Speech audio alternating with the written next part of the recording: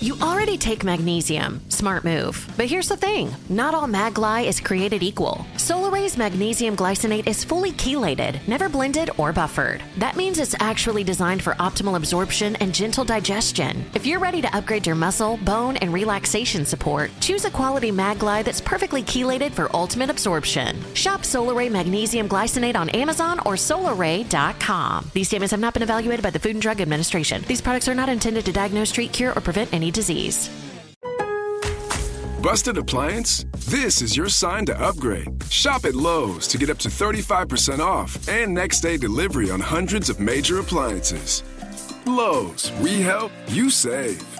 Valid through 3/18 while supplies last. Selection varies by location. Order by 4 p.m. Available Monday through Saturday. Subject to availability. Fees, exclusions, and restrictions apply. See Lowe's.com/appliance delivery for more details. Visit your nearby Lowe's on East 17th Avenue in Hutchinson. Support for the show comes from Public, the investing platform for those who take it seriously. On Public, you can build a multi-asset portfolio of stocks, bonds, options, crypto, and now generated assets, which allow you to turn any idea into an investable index with AI. It all starts with your prompt. From renewable energy companies with high free cash flow to semiconductor suppliers growing revenue over 20% year over year, you can literally type any prompt and put the AI to work. It screens thousands of stocks, builds a one-of-a-kind index, and lets you backtest it against the S&P 500. Then you can invest in a few clicks. Generated assets are like ETFs with infinite possibilities, completely customizable and based on your thesis, not someone else's. Go to public.com/podcast and earn an uncapped 1% bonus when you transfer your portfolio. That's public.com/podcast. Paid for by Public Investing. Brokerage services by Open to the Public Investing Inc. Member FINRA and SIPC. Advisory services by Public Advisors LLC, SEC registered advisor. Generated assets is an interactive analysis tool. Output is for informational purposes only and is not an investment recommendation or advice. Complete disclosures available at public.com/disclosures. If you're struggling with weight loss, start your journey at loseweightnow.co because Orderly Meds helps people get real results with proven GLP-1 semaglutide starting for as little as $74 a month. No waiting rooms, no confusion, just real support and guidance you can count on all year long. Get started today at loseweightnow.co. Individual results may vary. Visit loseweightnow.co and get started today. That's loseweightnow.co. Reminiscence a mission this day and age. Kelly and Thelma, and we're turning the page. We're talking family matters. It's about those times. Telling what happened. Read between the lines. Come on by with Kelly and me. Welcome to the family. Take us out, Kelly. Woo!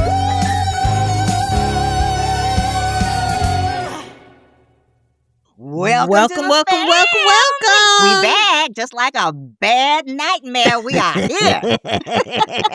I'm Kelly. And I'm Thelma. And in the 90s, we both starred in the sitcom Family Matters. That's right. And for today, we rewatched season 1, episode 17, The Big Fix. Okay. And later on, people, we have some special guests on the podcast with us to talk about it. I'm excited about that. Wait. Before we get that, you know I got to check in. So Thelma, what up, girl? Well, girl, I've been thinking, and you know that's something even by itself. A family friend of ours' little daughter had a bat mitzvah recently. And, you know, a lot of money changes hands during the bat mitzvah. And the bar mitzvah. Now, Tony, Orlando, and Dawn actually worked at a bar mitzvah, so I know that money changes hands. Right. But I was thinking, what do you think about a black mitzvah?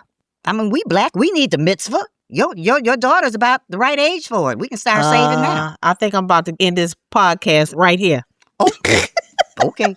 It's just a thought. I was just... No, but you're right, though. Like, having kids now is so expensive. This was what's up with me, too. Mm-hmm. Because my kids ask for things that are completely unbelievable. Parties. Not to them.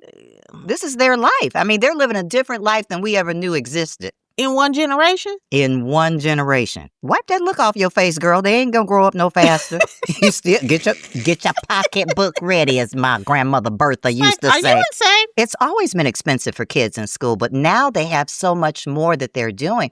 I mean, kids don't stop now. They're just go, here, there, everywhere. They're traveling. I mean, look at you. You just came back from a fabulous trip with your son to Spain. Yes. I didn't go to Spain. I barely went to Spain. you know? So Yeah. kids are living a different life, and that life is expensive. Yeah, but I mean, I had a job. So, I mean, is it too early for me to suggest they get out there? Well, you know, you can't send them to Florida. I understand. They're going to start letting kids work there. Right. Work permit. Hannah. Oh, honey, say less.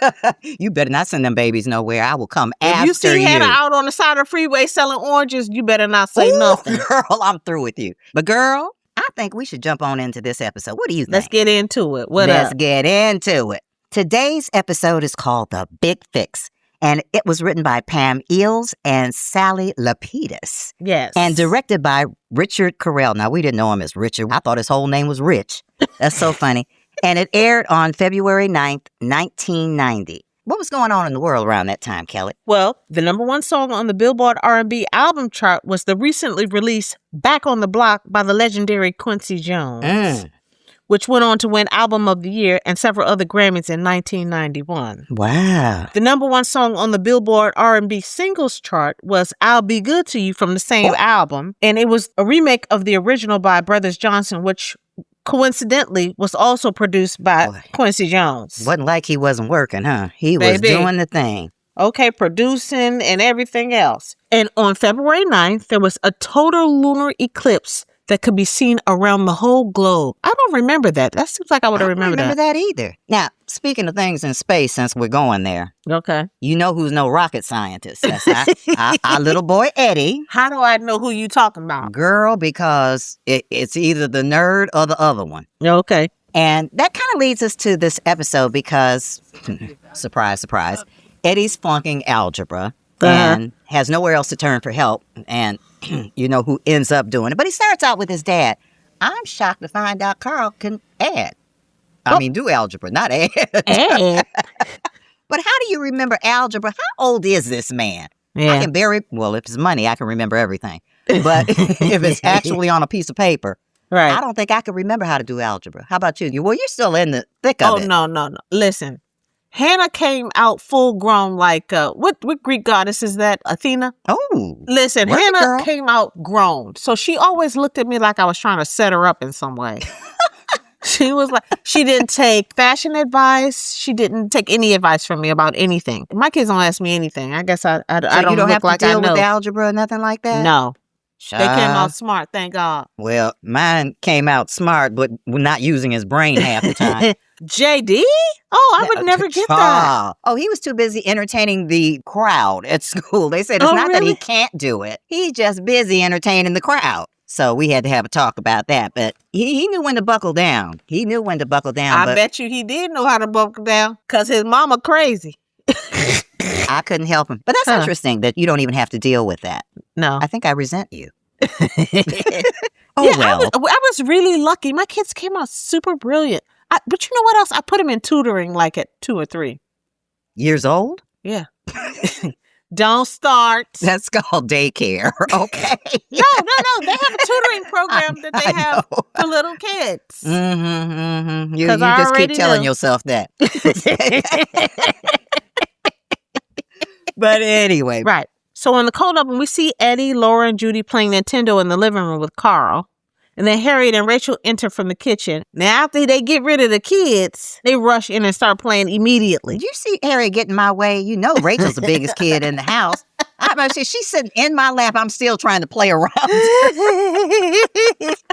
I love us. We're crazy. Yes. I love that. Back to Mr. Eddie, who is, of course, having all the problems in the world. And he's afraid that if he flunks, he won't be able to go to the Prince concert. Right. The Prince concert. Who in the house could afford to buy Prince tickets anyway?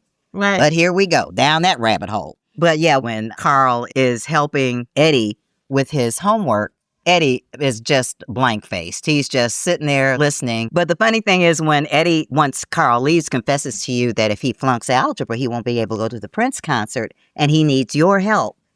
And I haven't even taken algebra yet. Right. This was pretty much the formula for a lot of sitcoms, like on Growing Pains and all that.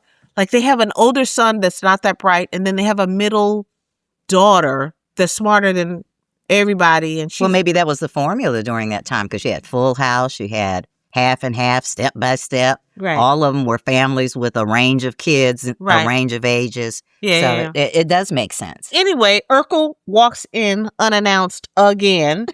Did you notice how he showed up with this briefcase? Doing business. You know what tickles me?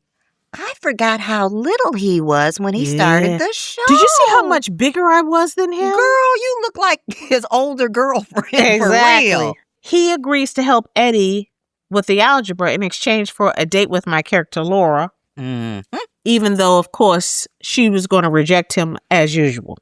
A million times, and he's only been on the show 5 weeks. But yes, you are kind of mean to him. But you know, Mother Winslow, she is the one person in the house who has love for Steve Urkel. I forgot how much of a love affair they had, Estelle and Steve. She adored They were him. kind of cute. Talking about if she was a little younger, she'd give you a run for your money. And what was your line? Listen. You want a head start? Baby, you want all of it? You can have every bit of it. You've How been about trying that? to give him away since the first week he got there. That part. Trying to give that boy away. But yeah, she loves him and always defends him, always takes up for him, Yeah. even when he's in the wrong, which is more than she does for Carl half the time. You think about it. So then Urkel starts helping Eddie with his math. Steve decides that he has to give him an aptitude test. And of Right. course, Eddie ends up with no aptitude at all, doesn't even register, not even on the chart. Right. This is something that even Steve hasn't seen. And he said he's busy trying to teach the football players fractions. So you know it's bad. Nonetheless, he steps in and obviously does the thing. So Eddie's got to get that date with you or Urkel's going to take those tickets. So a little later in the episode, we see the family having dinner in the kitchen, right? Mm-hmm. And then Carl is congratulating all the kids on their midterms. So Eddie obviously slid on through. And Urkel helping him, it paid off. Laura obviously feels something about Urkel, which is surprising. But she feels enough where she goes to ask the family if we had ever gone out with someone because we felt sorry for them. Now, that was a weird transition to me. Like, I didn't see where you went from, you know, the line you gave Eddie about, well, you should have promised him something you could deliver, like the Right. space shuttle or something like that. Right. Where you leave and then you come back and you're all, have you ever asked, so what do you think that transition was? Why did you? Well, no, I mean, I think that, it's a multi-generational household. I think that I've seen this in the show before where, you know, they're unsure about something, but they still are a family. So, I mean, there's certain values that will always, just like when the audience always goes, oh, when she was mean to him. I think that she Right. sort of always felt that she was being mean, but she just didn't know how to escape it. Yeah. So I think it's consistent with who she was. Do you think your character was doing it more for Eddie at that point when you asked the questions? Yes, but I think that she always still wanted to be a decent person. Really? I don't think she was just mean. No, I get it. I get it. You know what I mean? Uh-huh. So, I mean, I think this was the beginning of that part of the dynamic with Steve and Yeah. Laura because it's hard to be the mean person every single episode. It is to the same person Exactly. when you're being the same person. Yeah, I get it. I discussed that with the writers too. Like at some point, I want to seem like a decent person. Yeah, sympathetic or having some Yeah. sort of feeling, not just mini Harriet all the time. Right. Exactly. Yeah. So she goes and asks the adults what they thought about going on a date with somebody that they didn't really care for. So Mother Winslow's worst date was with a chicken farmer, and it was during the Depression, and she needed a good meal. Now, your mother's answer was, sure, how do you think I met your father?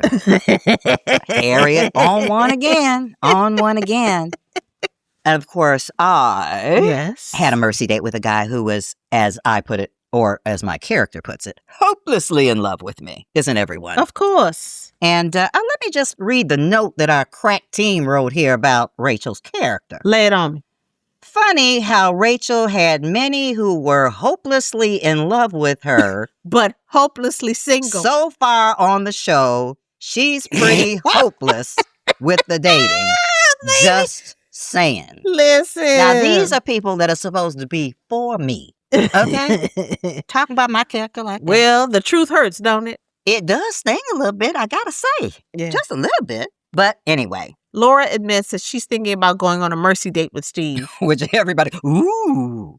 That's not a mercy date. That's a Lord have mercy date. And he didn't even say Lord. He said, Lord, have mercy. Lord, Lawd, have mercy. Of course, Mother Winslow disagrees because that's what she's doing this show because she's, his cheerleader. Right. Estelle. So anyway, you get ready to go out on this date. Reluctantly. You do come up with a few rules and regulations for this date. Baby, it's deeper than rules and regulations, baby. She came with a contract. Mm-hmm. She said it's a non-date.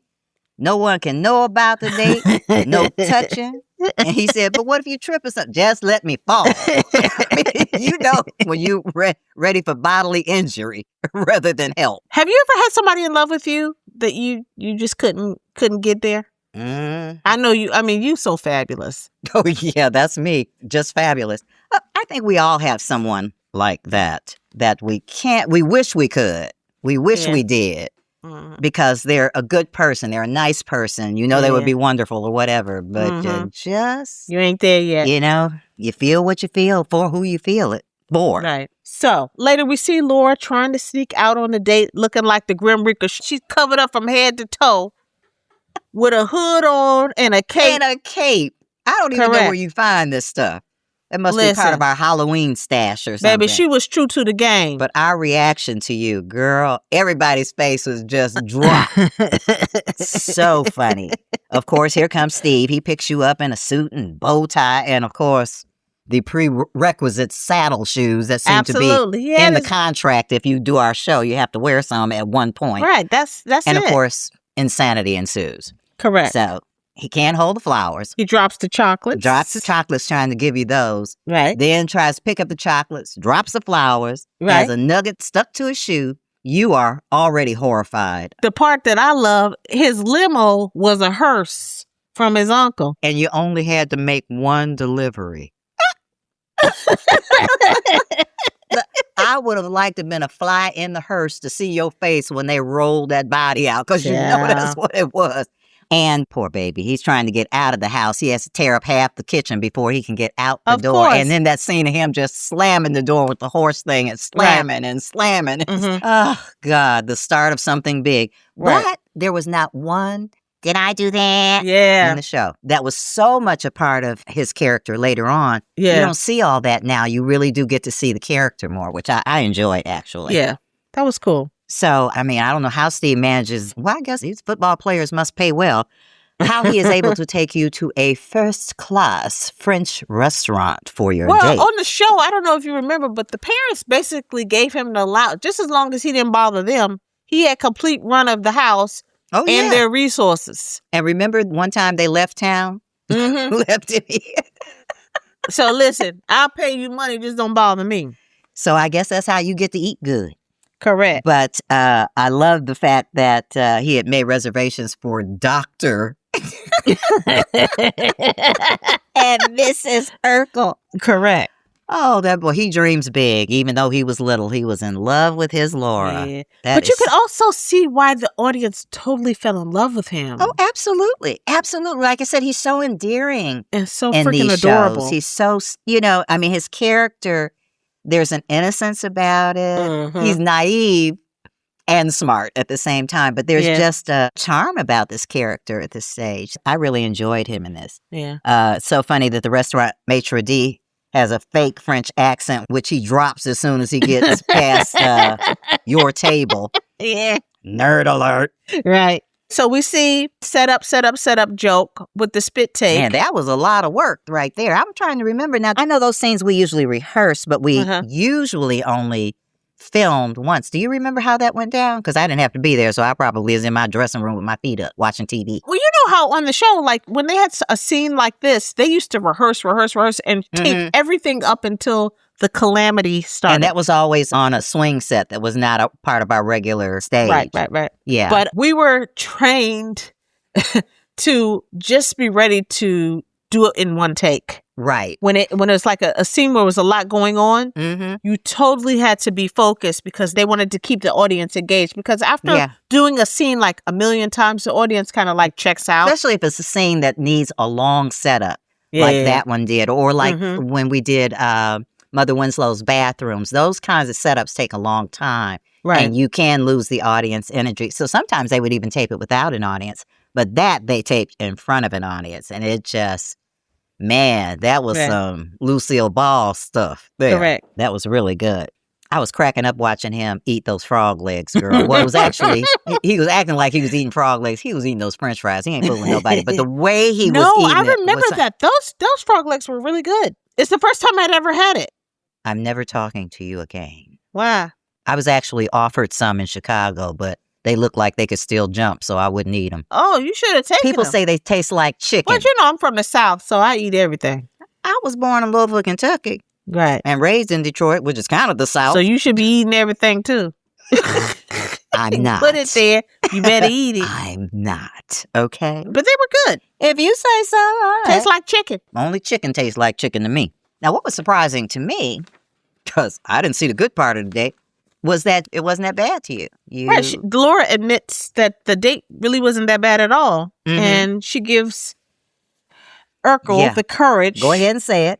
To ask for a kiss on the cheek. Mm-hmm. Which is a clear violation of the contract. But she reluctantly agrees. Aha. Right. So you do have a soft spot for the kid. Yeah. But in anticipation of perhaps getting a kiss from his Laura, he has smuggled his Uncle Ernie. He been hiding under another table like paparazzi ready to snap that picture. And he gets you. He gets you, and you can't even do anything because it wasn't covered in the contract. So after this kiss, Laura storms out. He follows her with the tablecloth tucked into his pants. Of course. And drags all of the dishes on the floor and everything else. Like a nut. Probably had the tablecloth on all the way to the house, knowing him. Back at home, you described the date to us, and it doesn't sound like it wasn't that bad because you say it's the most disgusting, degrading, humiliating night of your life. And of course, we show you, oh, honey, it's not that bad. You'll laugh about, you'll get the kikis about this someday. She gets the tickets back. And then we see how this family operates unexpectedly sometimes because Eddie asks Laura to come with him to the Prince concert, which is so sweet. I love how the family, like I said, we laugh about all the stuff we do, but it's like Mother Winslow and I, working on her homework with her, eating all the popsicles so you can have popsicle sticks for the log cabin. Right. And here, you see that they really do love each other. I mean, the values of the family still shine through. It really does. In every episode. That's a very sweet moment for both of you. And I love how you look at him. He looks at you. It's just very sweet. And initially, we stayed really true to the values of really Black families and Black life, which is super cool. I think it was well established. Yeah. Yeah. It really was a slice of life. And that's why Steve's character in these particular episodes is so much more reality based. Yeah. Than it becomes. Right. And I'm really enjoying him. I'm really enjoying him. It's a cute episode. But you could totally tell that the character was about to take off. Oh, heck yeah. And the funny thing was he wasn't even in the opening credits of the show yet. He was still in the post-show credits as a guest star. Yeah. So as we go along, we'll see how all of that develops and his transition, which was huge. Magnesium supplements? You've mastered that. Now take it to the next level. Upgrade to Solar Ray Magnesium Glycinate from the #1 magnesium brand in health food stores. With a 50-year legacy of quality and trust, Solar Ray triple tests every raw ingredient for identity, purity, and potency. The result? Expertly chelated magnesium for powerful muscle, bone, and relaxation support that fits your daily stack. Shop Solar Ray Magnesium Glycinate on Amazon or SolarRay.com. These statements have not been evaluated by the Food and Drug Administration. These products are not intended to diagnose, treat, cure, or prevent any disease. Support for the show comes from Public, the investing platform for those who take it seriously. On Public, you can build a multi-asset portfolio of stocks, bonds, options, crypto, and now generated assets, which allow you to turn any idea into an investable index with AI. It all starts with your prompt. From renewable energy companies with high free cash flow to semiconductor suppliers growing revenue over 20% year over year, you can literally type any prompt and put the AI to work. It screens thousands of stocks, builds a one-of-a-kind index, and lets you backtest it against the S&P 500. 100. Then you can invest in a few clicks. Generated assets are like ETFs with infinite possibilities, completely customizable and based on your thesis, not someone else's. Go to public.com/podcast and earn an uncapped 1% bonus when you transfer your portfolio. That's public.com/podcast. Paid for by Public Investing. Brokerage services by Open to the Public Investing Inc. Member FINRA and SIPC. Advisory services by Public Advisors LLC, SEC registered advisor. Generated assets is an interactive analysis tool. Output is for informational purposes only and is not an investment recommendation or advice. Complete disclosures available at public.com/disclosures. Ready to feel healthier this year? Find everything you need at loseweightnow.co. Orderly Meds gives you access to proven GLP-1 medications at a lower cost, backed by real medical professionals. And yes, they ship in discreet, private packaging, because it's nobody's business how you're improving yourself. And your journey deserves dignity, privacy, and confidence. Get started today at loseweightnow.co. Individual results may vary. Visit loseweightnow.co and get started today. That's loseweightnow.co. Hi, I'm Cindy Crawford, and I'm the founder of Meaningful Beauty. When Dr. Sabah and I decided to do a skincare line together, he said to me, "We are going to give women meaningful beauty." And I said, "That's exactly right. We want to give women meaningful beauty, which means each and every product is meaningful. It has a reason to exist. It's efficacious. You're going to get results. And then you just go out and live your life." Meaningful Beauty. Confidence is beautiful. Learn more at meaningfulbeauty.com.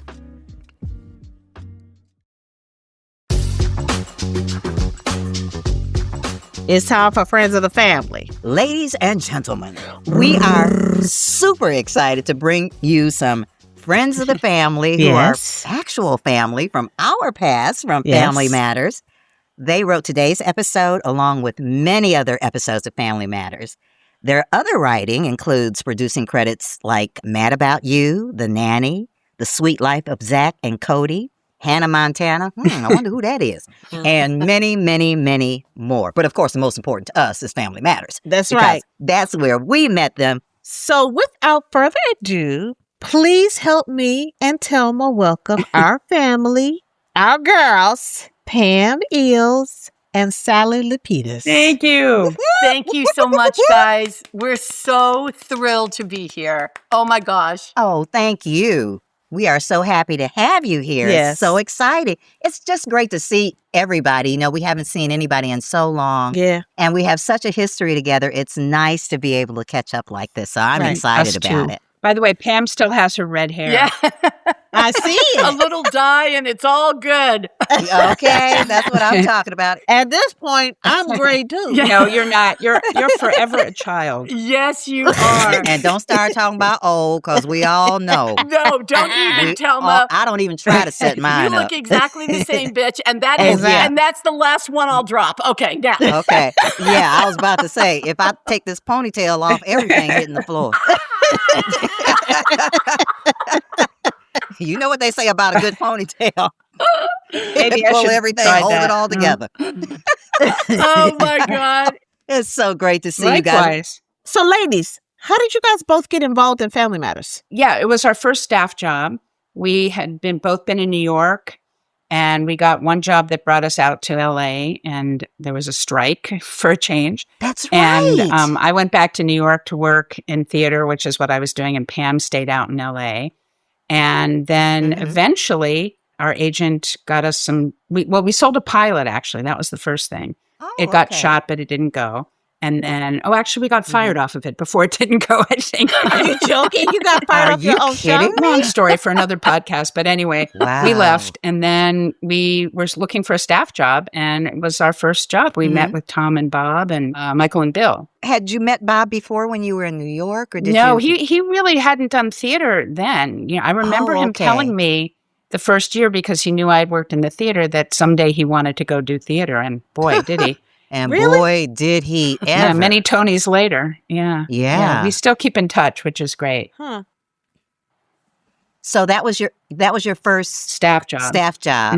We were story editors. But you've been writing together before that? Yeah, I was actually working for Dan Rather at CBS News, and The Dan Rather. The Dan Rather, yeah. Wow. So I never would have left that. I loved working for network news. I did sports too. But Sally and her sister Maxine, because we started off working as a threesome, called one day and said, "Do you want to write sitcoms?" And I said, "Well, who does that?" And they, "Well, somebody must. They keep coming."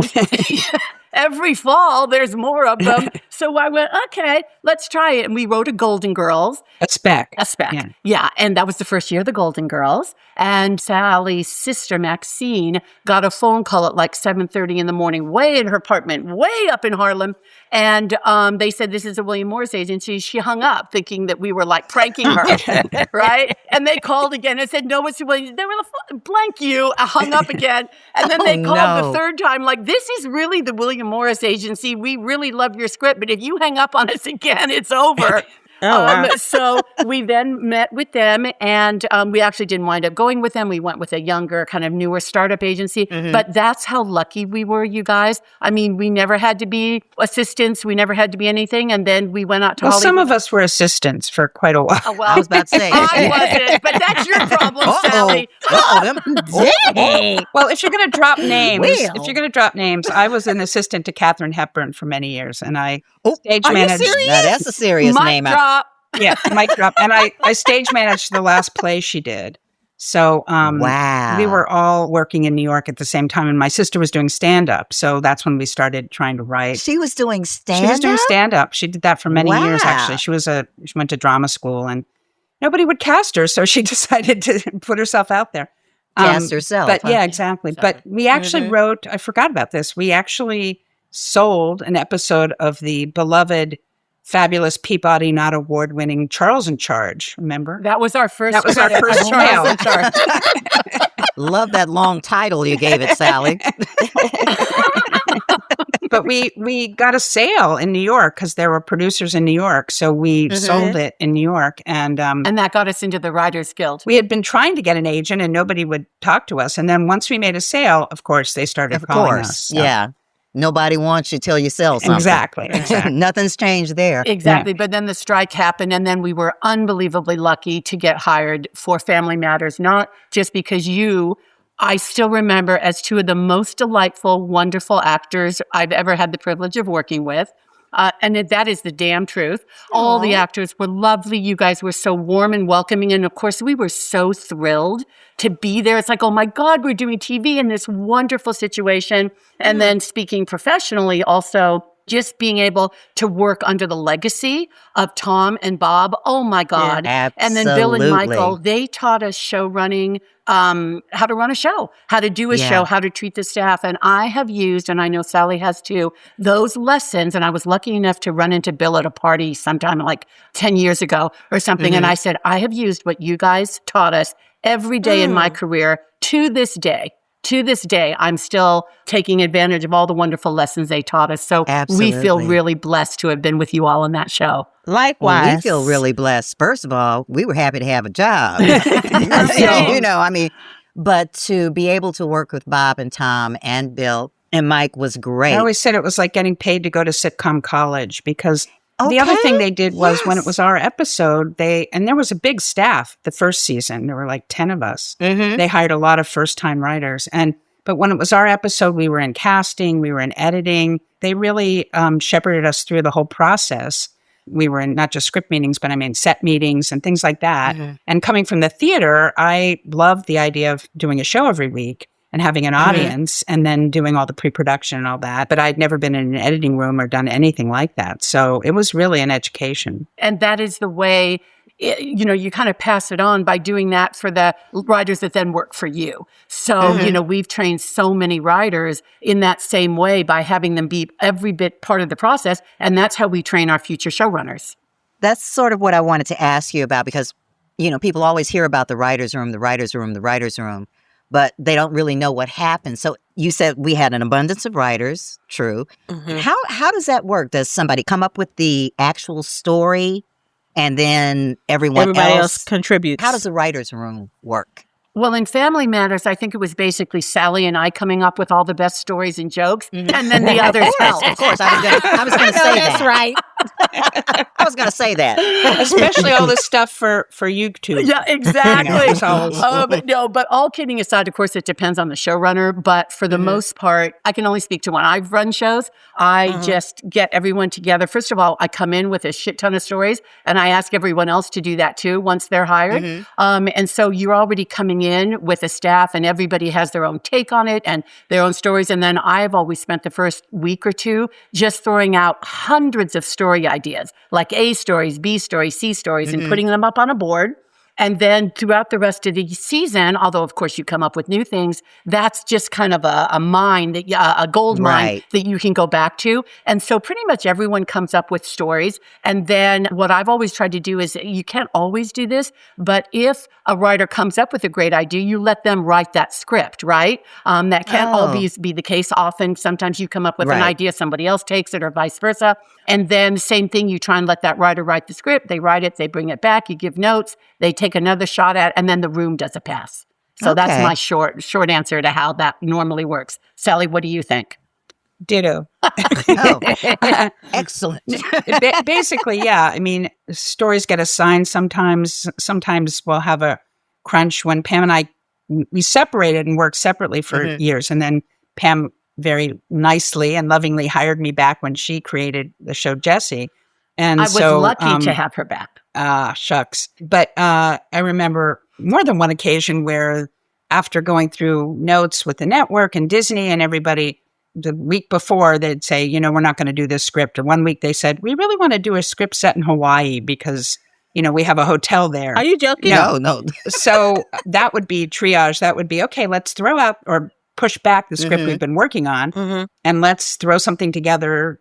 So you always have those kinds of things to happen. And sometimes you get what we would call a Frankenstein script where you're under the gun. So everybody, you have an outline that you all work on together and everybody goes off and writes a scene or two and then you put it back together.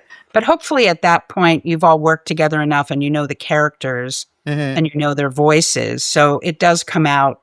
I think you wouldn't know that, hopefully, that it was a joint effort. Yeah. But hopefully if it's a well-run show, which Pam's always were, you were ahead and you have the time to really work out the story. The thing I learned from working with Pam was really to get every beat of the story. I've been teaching the last couple years at UCLA, and I'm shocked at sometimes they would say to me, and these are graduate students in the film and television department saying, oh, we don't do outlines. And I'm like, how can you not do an outline? You have to do an outline. If you're writing a novel or you're writing a movie, you still do an outline, but you have years to do it. If you're doing a weekly show, I still always use the phrase that Bill Bickley, I believe, said, I think it was the first day when there were all these newbies. This is how long ago it was, not to date us. But he said, we want you to do your best work. We want you to be funny and think of things and really take your time. But you have to remember that the typewriter, not the computer, the typewriter is on a conveyor belt.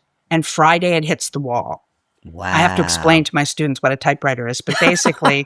that still holds on a weekly show. Right. Especially when you're doing 22 episodes or 26 episodes. As opposed to 8 episodes. Over the good old days when people could actually make a living. And then there were residuals. On one show. That helped too, right?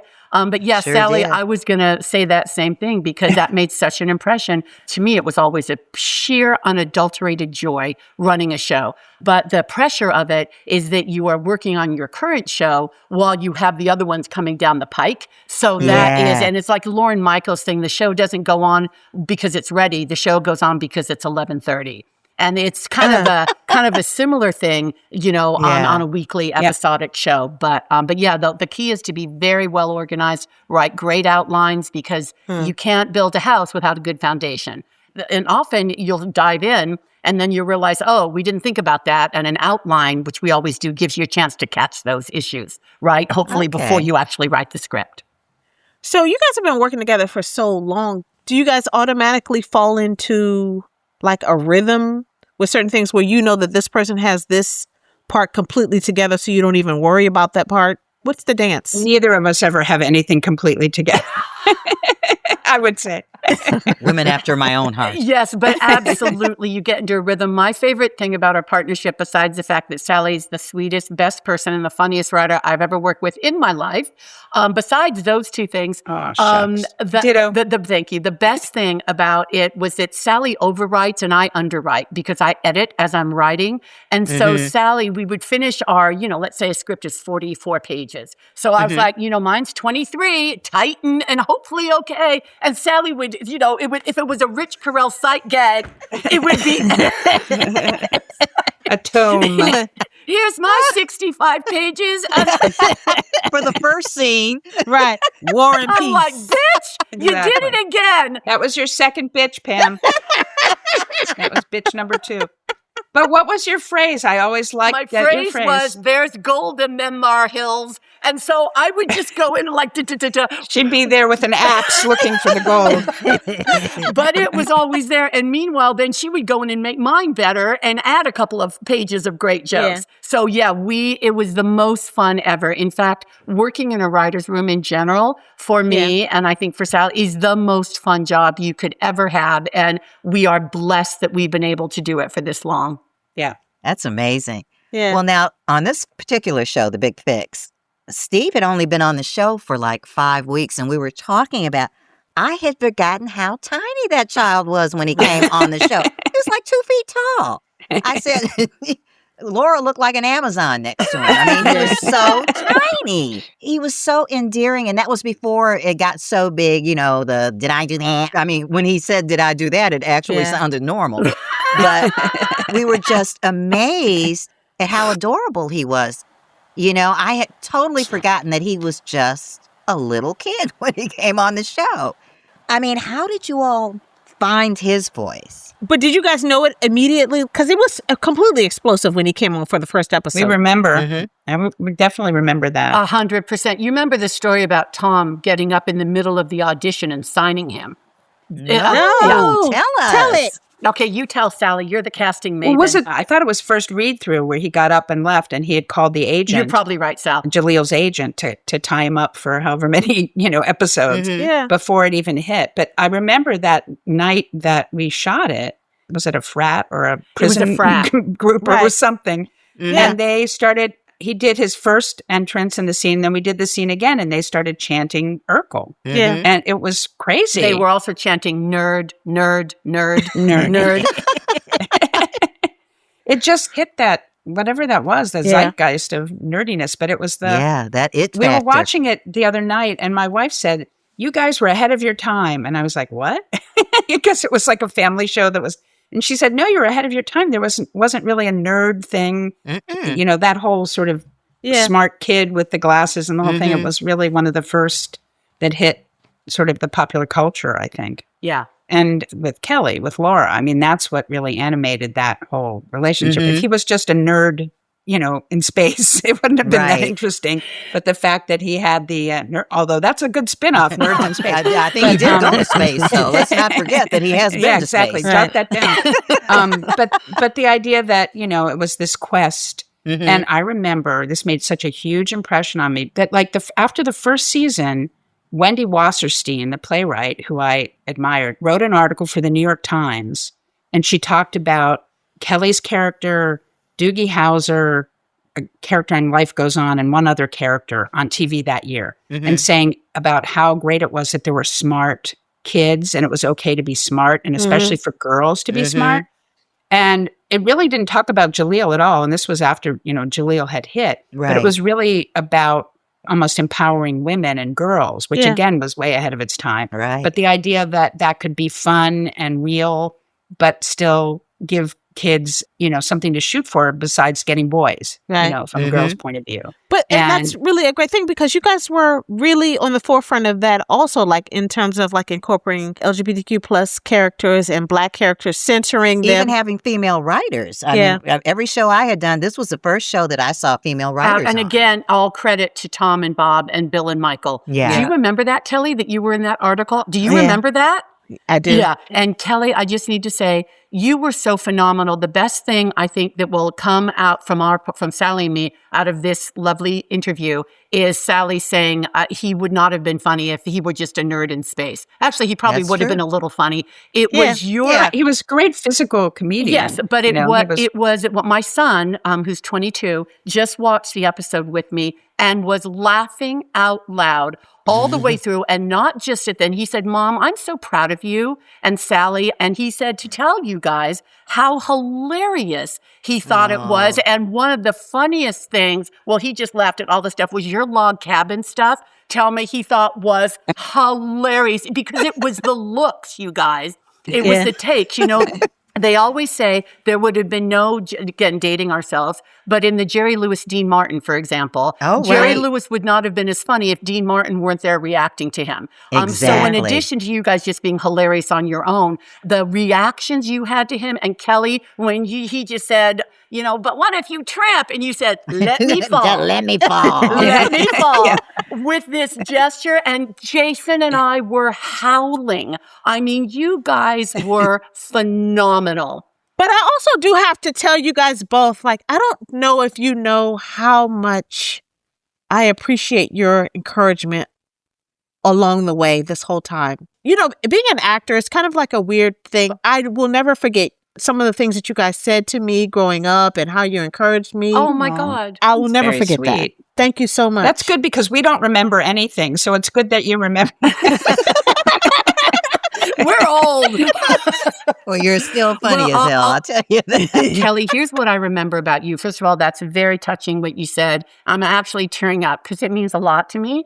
And to Sally too. I just remember you being the most brilliant, delightful, professional, charming little girl. You were phenomenal. And of course, Thelma, we were just honored, and I think everyone was honored to have you on the show at all. And you were so sweet and wonderful and brilliant. But truly, the most wonderful thing about that show was not just the comedy, it was the sweetness and the sense of family. And you all had that before Jaleel came on, you know, and that was a little, icing on the cake. But really that warmth that you guys all had from the very beginning is what makes the show so enduring, I think, and so charming. And it's so crazy how that's something that you can't cast it. Kind of amazing. Everything was just right on that show. Yeah. Which makes me really interested in the approach. Like Bob talks about this. He didn't want to make a show about a Black family. He just wanted to make it about a family. It's still very Black. So what was the idea initially for what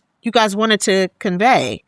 I think hiring a Jew from Pittsburgh and a WASP from San Luis Obispo really works together. And then you got a bunch of Black folks. So, yeah, we could all. Exactly. That's it. Listen, just give me the script. I can black it up myself. So don't write Black. I am Black. You do know that when we decided to leave, we got offered, what was the college spinoff from Cosby? Oh, Different World. Different World, like all Black shows. Yeah. And we were like, well, we'd like to think we could write anyone or anything. And then when they found out we weren't Black, it was like another whole Are you joking? No. Oh my God. Well, but the truth is, obviously, we were not part of that pilot. So that's a Bill and Michael and Tom and Bob question about what their original intention was, other than to write a great family sitcom, which they were brilliant at. But I know when we came on, our goal was to continue to make all the women as smart and funny, just like we did on Mad About You, where we kept giving a lot of jokes to Helen Hunt. And some people weren't thrilled about that. We're not saying any names. But All riser. What's he gonna do? I think he might get a job behind All it. these years have passed and y'all still the same. That is terrible. But anyway, and by the way, everyone was on board with that, but we were delighted to be there and to write strong characters. Also, to write for Rosetta, to be in Rosetta's presence was such an honor and brought so much grace to the show. And I had forgotten until I rewatched the episode, and it's one of the things that made us laugh when we rewatched it, was she was the only one that was always happy to see him, which was we were talking about We that. just were talking about this. We were talking about that. And the rest of you, your looks, whenever he walked in, I was laughing out loud every time. Oh my God. A lot of it wasn't even acting. I mean, we just automatically. Oh God. A lot of times we were disgusted to see each other.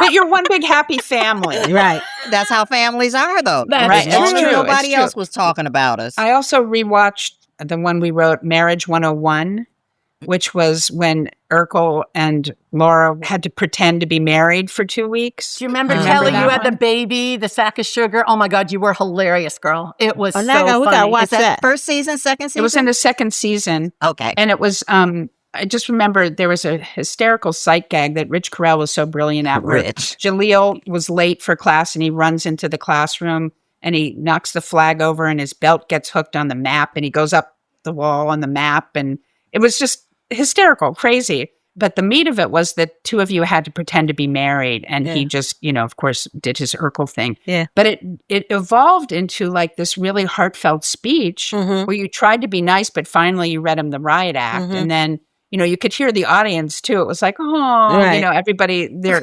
emotion shifting. About that. What we did well and what, again, it was Michael and Bill and Tom and Bob did well was the combination of really funny and verbally funny, but also with Jalil's slapstick and with Reggie too, slapstick stuff.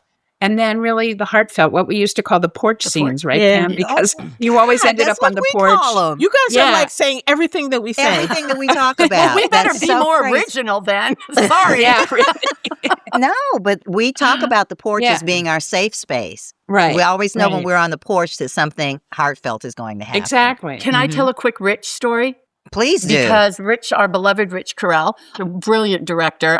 Brilliant. We learned so much from Rich Carell. And one of my favorite memories of the joy of working in television is we had finished a rewrite. And because we were junior writers, our spaces were on the far side of the lot, on the parking lot from where our offices were. So we had to walk across the whole lot to get to our cars. And it was definitely past midnight. Do you remember, Sally? And we walked by the soundstage and we heard something. And so we're like, someone's robbing the Winslows. We better get in there. Get out. What's happening? So we walked in and there was Rich Carell all by himself trying to see if he could roll himself up in that map. Because his thing was, I would never ask someone else to do it unless I couldn't do it first. And we had the best discussion with him. It's kind of, I think, where our friendship started with him. And it was such a testament to professionalism and that we were all there after midnight, after y'all had gone home, just saying. Right. We had to get ready to be beautiful the next day, I'm pretty sure. Yes, I understand. And boy, were you both beautiful, so it worked. Right. But anyway, very little, Thelma, let's be honest. Gorgeous. Anyway, I always have that wonderful memory of Rich Carell showing us what it means to really love your job and go the extra mile. Yeah. He always was fun, and he really did enjoy it. Even when you see him out, he's just so on fire. Well, the other thing is, on every episode I watched, you can hear him laughing. Which is great. I always hear Rich's voice. It's so funny. I mean, and mostly I think it was real. I mean, sometimes directors have to do that, just to help the actors along. But it was, with him, it was totally genuine. You could tell he was tickled every time something. He enjoyed it. He enjoyed it every time. But in the same way, if you don't have wonderful actors bringing those words to life and those relationships, and that's the joy of a TV series to me, is over the years. And as Thelma says, you're a family, so I'm sure you were always very professional. I never heard anything, but I'm sure there are conflicts along the way after 9 or 10 years or whatever. But you guys did seem to be a real family, and that warmth, that is the magic of that show. Absolutely. It's all of you doing your best job. And then I always say that you need a little fairy dust to make any pilot go and become magic. And the first fairy dust is a good idea and the writing. The second, I think most important, is the casting. And then that wonderful alchemy, if it just all comes together. And that's how you make a hit. Yeah, that's wonderful. Guess what? We love y'all. We love you guys. It's mutual. This has been so fun. So great. Thank you, for us, ladies. too. Yeah, so much fun. Wow. I mean, we could go on with this forever. But Kelly, there is one last question. If you could be the head writer for a series starring one actor, dead or alive, who would it be and why? Such a good question. Sally, you go. We weren't told there were going to be quiz questions. I did not study. You are being scored. Well, I can tell you, if I reframe the question a little bit, my favorite show, and actually the only show I ever bought the DVDs for and everything, even though I know them all off by heart, besides I Love Lucy, but is the Dick Van Dyke Show. So I just thought that was one of the best written and the best, sort of what we were talking about with you guys, the chemistry with those people. And you just believe them, the workplace and the home. So as much as I've loved, Pam and I were obsessed with Mary Tyler Moore and other shows, but if I could have been, working on a show like that show, he is still I would have loved that. What about you, Pam? No, that was a good answer, Sally. What I will say is there's never been a show that I worked on that I didn't love creating the characters kind of in conjunction with the actors. So my greatest joy has often been working with children. From Kelly to, a million, all the ones that I've been fortunate enough to work with, and Jaleel, of course. And so besides mentoring other young writers, my greatest joy has been being able to work with actors and create these characters together with them. So any actor that's talented that I've been lucky enough to work with, that's who I want to do a series with. Girls, are you available? I was about to say, so not me? No. Right. And that includes you, Thelma, because I've loved adults too. But really, we've been fortunate to work with a lot of great actors, and they've all been fantastic. The joy to me is not one actor, it's an ensemble. So, it would almost be like, what team would you put together? And in that case, I would say maybe the original SCTV team, right? Catherine O'Hara, Eugene Levy, right? All those people, right? But like working with the Family Matters Ensemble, the joy of that interplay and writing those relationships. It's the joy of getting an ensemble of phenomenal actors together that is the best, most fun thing about this job, I think. Fabulous. Well, this has just been a great, great episode. I'm so glad that you guys came on. I'm so glad we got a chance to catch up. And we are so grateful for you guys then and now. Same, you guys. We feel the same. Thank you for inviting us. This is so fun. Absolutely. A joy to see you.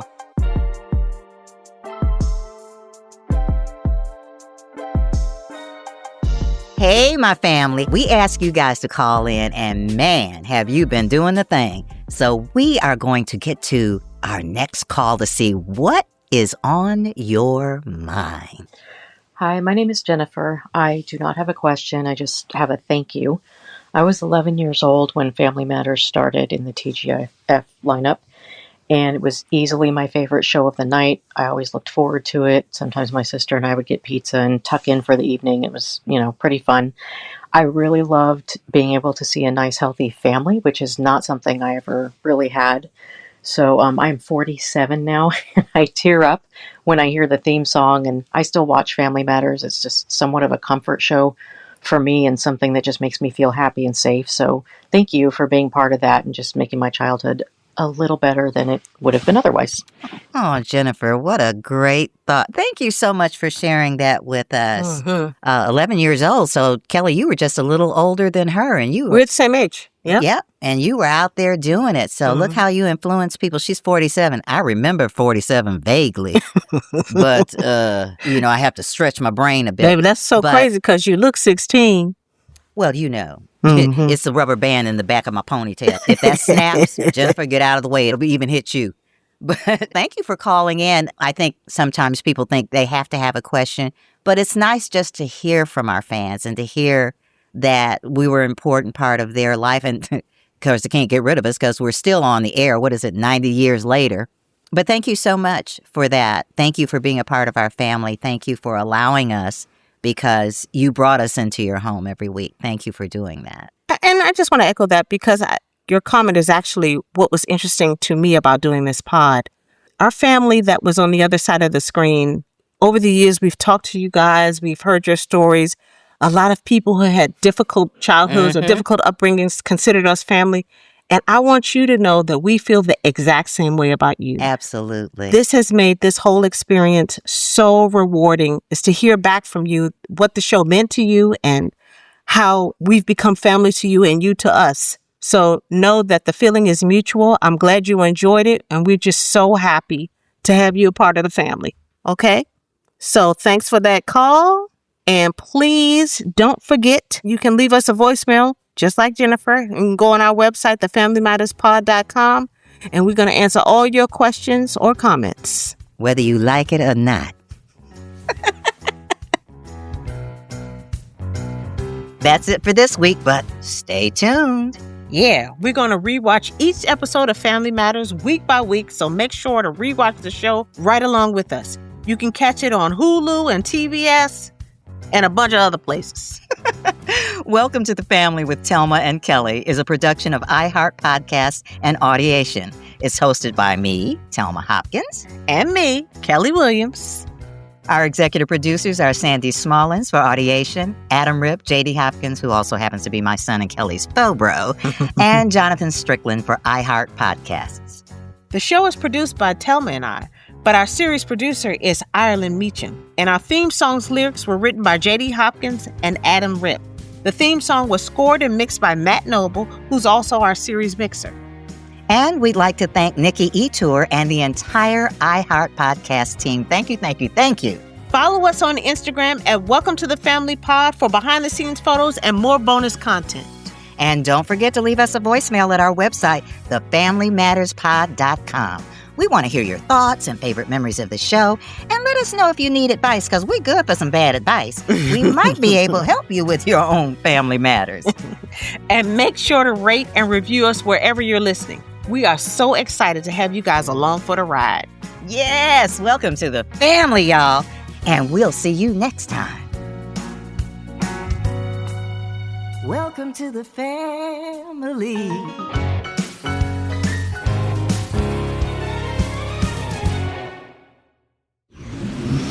Audiation. Ready to feel healthy this year? Find everything you need at loseweightnow.co. Orderly Meds gives you access to proven GLP-1 medications at a lower cost, backed by real medical professionals. And yes, they ship in discreet, private packaging because it's nobody's business how you're improving yourself. And your journey deserves dignity, privacy, and confidence. Get started today at loseweightnow.co. Individual results may vary. Visit loseweightnow.co and get started today. That's loseweightnow.co. Every year, people make the same fitness goal, train harder. But most fail because recovery gets ignored, especially connective tissue that muscles depend on to grow. Frog Fuel was developed by Navy SEALs and perfected by a Stanford-trained scientist, delivering 15 grams of nanohydrolyzed collagen protein that digests in just 15 minutes. It's science-backed and ready to drink. No mixing, no sugar, no junk. This year, don't just train harder, recover smarter. Go to frogfuel.com. That's frogfuel.com. Stay unbreakable. Janice Torres here. And I'm Austin Hankwitz. We host the podcast Mind the Business Small Business Success Stories, produced by Ruby Studio in partnership with Intuit QuickBooks. We're back for season 4 to talk to some incredible small business owners. The big thing about working in tech is that it's ever evolving, ever changing. Everyone's a rookie. That's how fast the industry is changing. So what I'm really excited about is to be part of that change. So listen on the iHeartRadio app, Apple Podcasts, or wherever you get your podcasts. When you stay in your home, what you love gets to stay too. From the gardens that grow wild to the grandkids that run wilder. From the Friday night baseball games to the Sunday morning brunches. Even the daily crosswords and weekly book clubs. There's room for it all with help from Home Instead, the largest in-home senior care network with over 30 years of trusted experience delivering the peace of mind you deserve. Visit Home Instead online for a better what's next. This is an iHeart podcast. Guaranteed Human.